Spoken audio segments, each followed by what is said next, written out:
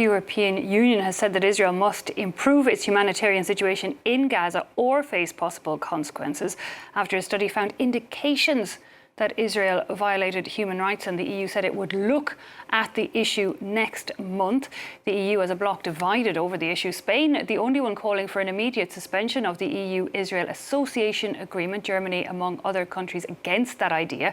The EU-Israel Accord forms the basis of trade ties, and suspending it would technically require unanimity. Well, to get more insight into the EU position and what it could or would do, we're joined by an Irish MEP for Sinn Féin and the chair of the European Parliament Delegation for Relations with Palestine, Lynn Boylan. Thanks for your time. We're hearing there the EU saying that there's indications of human rights violations and that they'll look at it next month. Doesn't sound like much action coming there from Brussels. Why the hesitation? Yeah, I mean, what came out of yesterday's council meeting is deeply disappointing and disgraceful, if you ask me, to be honest, because the report that was issued on Friday, which said strong indications, when you actually read it, even though they've tried to couch it in tame terms, it's damning in terms of what Israel is doing in Gaza, but also in the occupied West Bank. So I think that what we wanted to see yesterday was, at a bare minimum, an ending of the preferential tariffs, because that could be done with qualified majority voting. I personally would like to see the entire trade agreement suspended, but we thought that given the differences between the European countries, that we would at least get that coming out of the meeting, as opposed to kicking it further down the road until July. And let's not forget from your package there that people are dying every single day in Gaza, and particularly going to those mercenary-run aid sites, just desperately trying to get food and being gunned down in the process of that. And that will continue. And the EU has decided to allow that to continue with no action, no sanctions, no consequences for Israel until at least July. So no unity as a whole, but can national governments not step in and do more when it comes to trade with Israel and take action individually as nation states? Well, absolutely, and that's something I've been calling for months, because we're very aware of the differences within the European member states, and my own country, Ireland, was one of the first to call for a review of the Israel Association Agreement along with Spain. Ireland is going to introduce a piece of legislation next week into its parliament, which will deal with trade with the illegal occupied territories.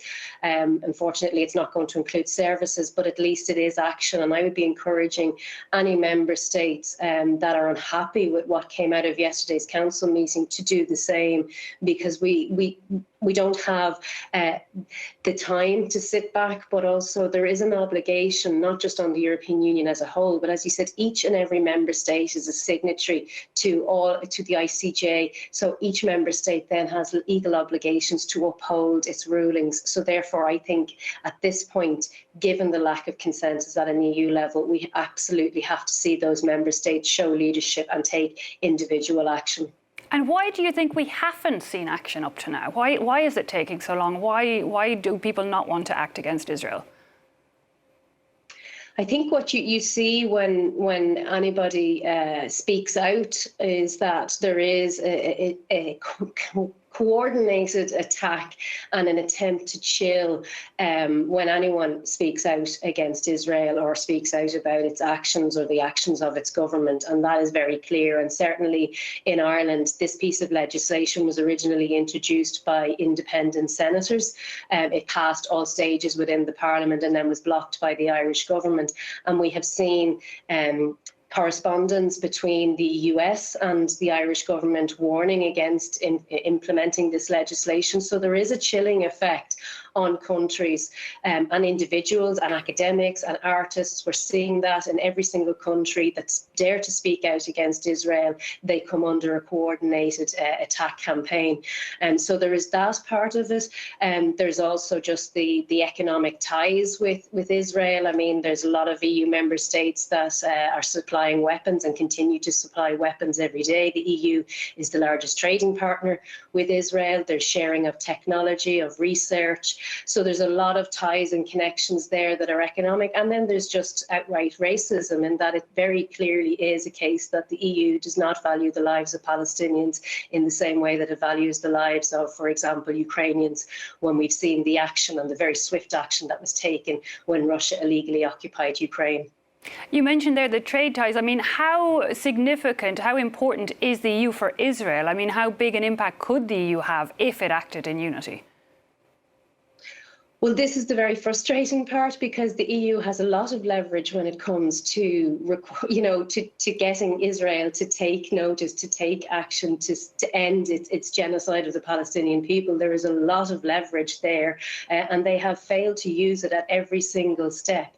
They have just turned a blind eye and allowed Israel to act without consequences. And what we have seen is that every time Israel steps further or breaches yet another principle of international law, there's outrage for a day or two or condemnation, and then they do it again because there's literally no consequences, and they keep pushing and pushing. So we saw that with the hospitals.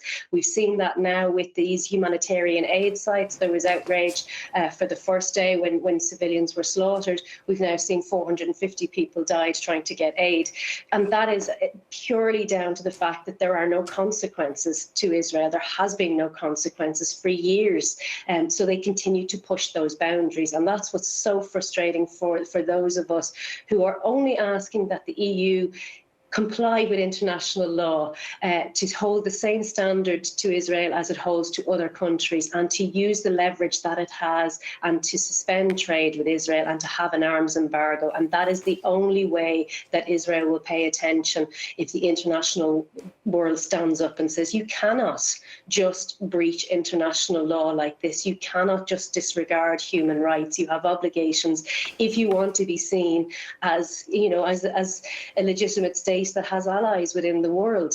So this is what is really, really frustrating. I met with activists yesterday who had come to Brussels to protest at the meeting at the European Council.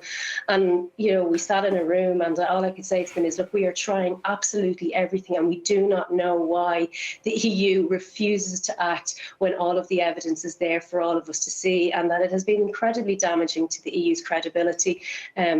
And I think it'll be very, very difficult for the EU now to preach to anybody, anywhere in the world, about human rights or international law when they have, just refused to use the leverage that they have at their disposal. Irish MEP for Sinn Féin and Chair of the European Parliament Delegation for Relations with Palestine, Lynn Boylan, thanks very much for your time and joining us here on France 24.